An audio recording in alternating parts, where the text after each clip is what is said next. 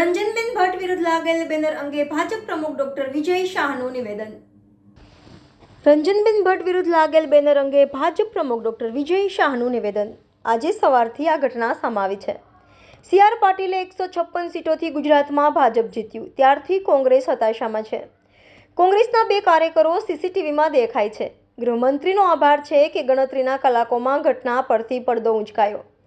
હરીશ ઉર્ફે હેરી ઓડ અને ધ્રુમિલ વસાવા સહિત 3 વ્યક્તિઓએ બેનર લગાવ્યા. આ પોસ્ટર અંગે સોસાયટીના લોકોને પણ ખબર ન હતી. પોલીસ તપાસમાં ત્રણેયના નામ બહાર આવ્યા.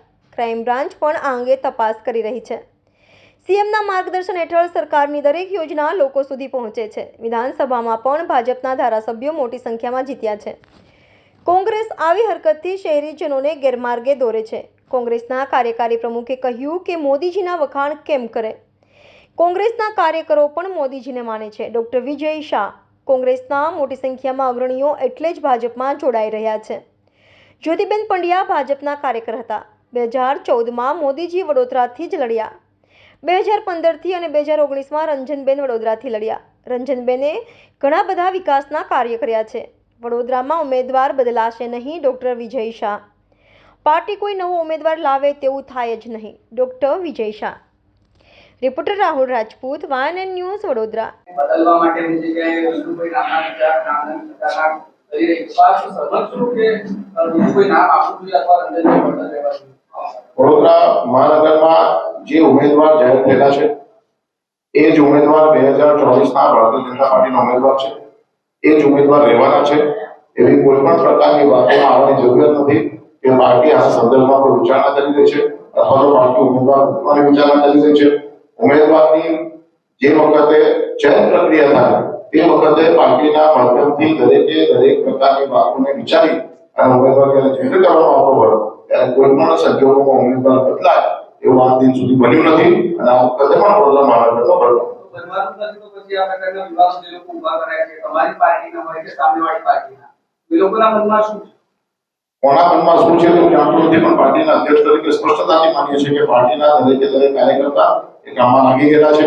વિધાનસભાના દરેક સંમેલનમાં જોઈ શકશો કે મોટી સંખ્યામાં કાર્યકર્તાઓ ઉપસ્થિત રહે છે અને કાર્યકર્તાઓ જે રીતે બહેનને આત્મસન્માન આપી રહ્યા છે, જે રીતે બહેનો સ્વીકાર કરી રહ્યા છે એ સ્પષ્ટતાથી બતાવે છે કે રંજનબેન એ ખરેખર લોકપ્રિય માતૃત્વની અમારા સાંસદ છે અને એક સાંસદ તરીકે ચાલે.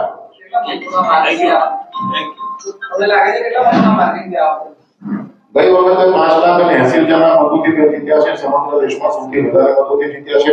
આ વખતે એલાન કરતા પણ વધારે એટલે 5,80,000 ની બદલે 6 લાખ, 7 લાખ, 8 લાખ એટલા મતોથી બેન જીતે એના માટેનો સૌ કાર્યકર્તા નથી. કોંગ્રેસના ઉમેદવારોના કોઈ ઠેકાણા નથી.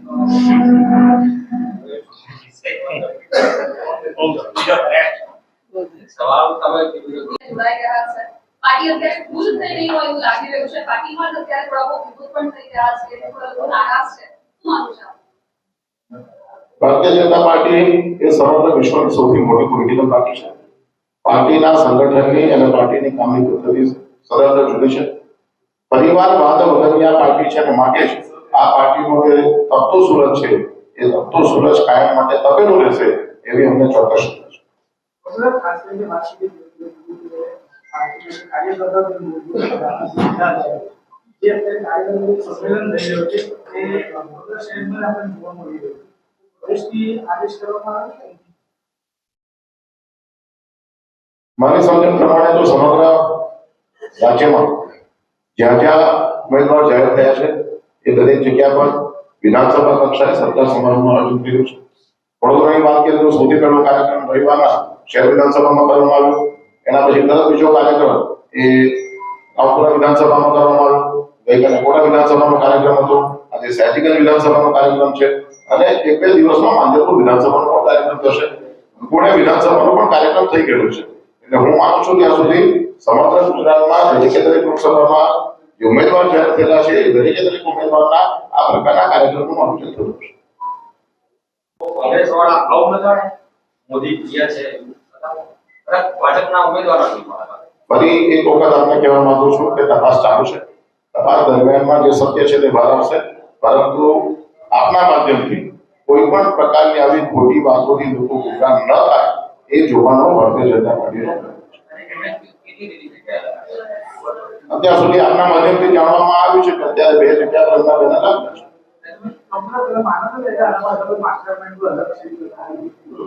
તપાસ ચાલુ છે. એનો મતલબ જ એવો છે કે જે કોઈ પણ વ્યક્તિ હશે એ વ્યક્તિને શોધવામાં આવશે. આજે પ્રેસના મિત્રોના માધ્યમથી અન્ય કોઈ વ્યક્તિ પાસે કોઈ માહિતી હોય તો એ માહિતી પણ પોલીસને આપી અને એમને તપાસમાં ઉપયોગી થવા માટેની માંગણી કરી. અમારી પાસે તો કદાચ માહિતી ના મળી હોય જે કઈ ફ્રોડના કેસો થતા હોય તો શું એ સ્પીડમાં થવા જેવું લાગે છે? આજની આ પ્રેસ કોન્ફરન્સ છે બેનરના સંદર્ભમાં છે. આપ જાણો છો કે સમગ્ર દેશમાં સૌથી સલામત રાજ્યમાં ગુજરાતને કરવામાં આવે છે અને ગુજરાતમાં પણ સલામત શહેરમાં ગુજરાતને કરવામાં આવે છે.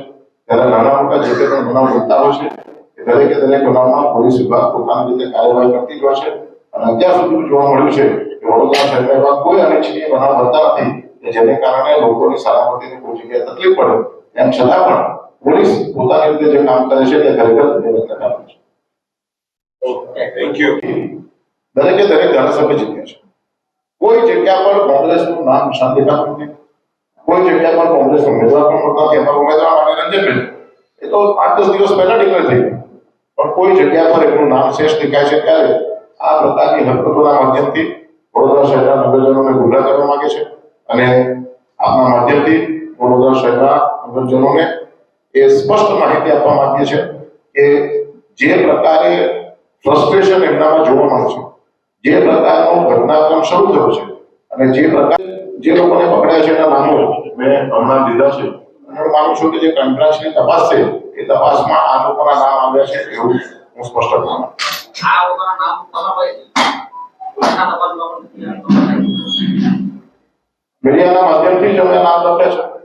મીડિયા પાસેથી જ આ નામ અમારી પાસે આવ્યા છે અને આપણે જ લોકોએ એ નામ આખા પ્રદર્શનમાં બતાવ્યું છે અને આપણા માધ્યમથી જ અમારી પાસે Subscribe now and press the bell icon. Never miss an update.